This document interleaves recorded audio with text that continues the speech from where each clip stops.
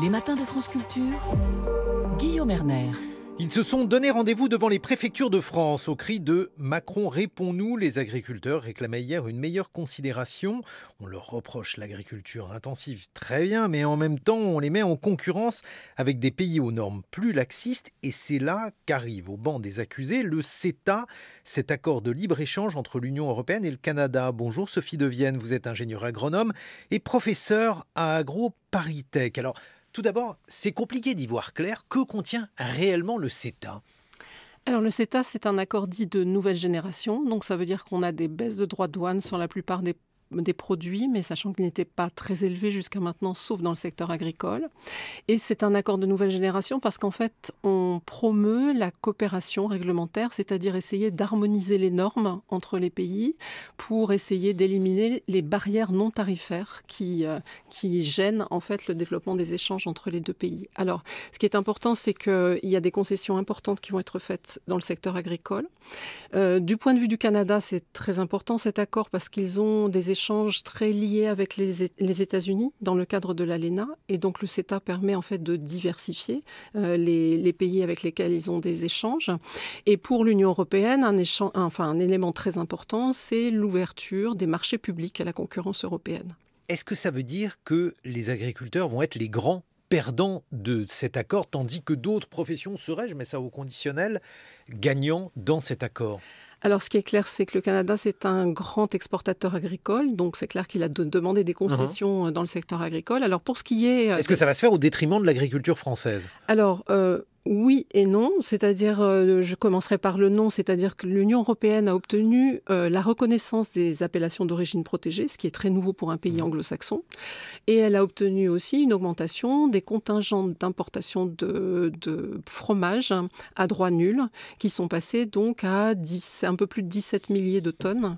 Et donc ça, c'est un avantage pour les producteurs français, mais enfin, c'est une goutte d'eau par rapport aux exportations de fromage de la France. D'autant que si je vous suis bien, si on n'est pas justement dans ces catégories-là, si on n'est pas producteur de fromage ou si on n'a pas d'AOP, et bien alors là, pour le coup, on va être défavorisé par cet accord, Sophie Devienne. Oui, parce que c'est l'élimination complète de tous les droits de douane côté Union européenne pour les produits laitiers. Bon, donc ça au moins c'est clair. Par ailleurs, on soupçonne le CETA d'être une sorte de cheval de Troie, puisqu'il va y avoir donc des importations en provenance du Canada.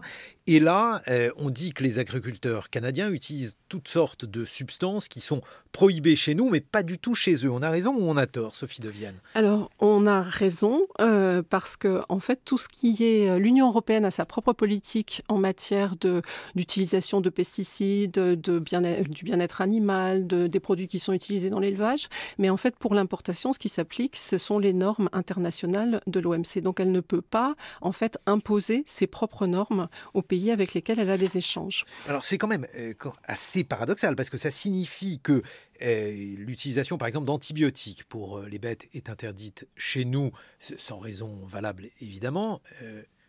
Alors, ce qui est important de comprendre, j'ai pas fini sur le CETA, c'est qu'en fait, il y a des contingents qui ont été ouverts pour la viande bovine. Donc, la viande bovine est un sujet... Ça, c'est en rapport avec les médicaments antibiotiques. Voilà.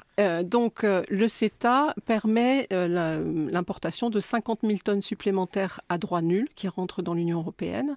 On sait que ça sera plutôt des viandes de haute qualité. Donc, ça représente une partie très importante de la production, contrairement à ce qu'on a pu dire. C'est-à-dire, si on regarde les carcasses, c'est 2%. Mais si on regarde la viande de qualité, ça peut monter jusqu'à 15% de la production de viande de qualité de l'Union européenne. Donc, ce qui est clair, c'est que l'Union européenne, dans le CETA, a interdit l'utilisation des hormones et des anabolisants pour la production de viande bovine et de viande porcine. C'est autorisé au Canada, c'est important parce que ça permet de gagner quelques mois dans l'engraissement. En revanche, rien n'est dit à propos de certaines farines animales qui sont encore utilisées donc au Canada, des farines animales de ruminants, et rien n'est dit non plus à propos des antibiotiques. Alors, les antibiotiques, c'est important. Ça n'a pas un impact direct sur la santé des gens, dans le sens où si vous mangez une viande qui a été produite par des animaux qui ont reçu des antibiotiques comme activateurs de croissance, c'est pas grave pour votre santé. Par contre, dans le cadre de la lutte contre l'antibiorésistance, c'est clair si l'Union européenne interdit les antibiotiques, c'est qu'on considère que c'est un facteur très important de développement de l'antibiorésistance. Mais alors, du coup, une question se pose. Pourquoi a-t-on fait ça, Sophie de Vienne? Parce que donc, le bilan est quand même assez mitigé. On va manger de la viande avec des antibiotiques si on est encore carnivore. Qu'est-ce qui se passe? Alors, qu'est-ce qui se passe? Eh bien, c'est que c'est une négociation qui a eu lieu et donc pour obtenir des avancées dans certains secteurs et notamment l'ouverture des marchés publics canadiens, eh bien, c'est clair que l'Union européenne a fait des concessions et là où elle avait des concessions à faire, c'était dans le secteur agricole. Donc, le secteur de la viande bovine est un secteur qui est aujourd'hui globalement à l'équilibre. Ça n'a pas été le cas juste après la crise de la vache folle. Donc, la Commission européenne, quand elle a commencé, parce que c'est quand même la DG Commerce qui s'occupe des négociations internationales. Et donc, on avait un déficit et on importait à ce moment-là. Et donc, elle a considéré qu'elle avait un certain volume, en fait, sous le coude, qu'elle pouvait utiliser dans les négociations internationales. Mais ce qui est clair, c'est qu'on est perdant sur le domaine agricole pour gagner dans d'autres secteurs où c'est plutôt de très grandes entreprises qui vont y gagner, surtout pour ce qui est des secteurs des marchés publics. J'ai réservé la question la plus difficile pour la fin, Sophie de Vienne.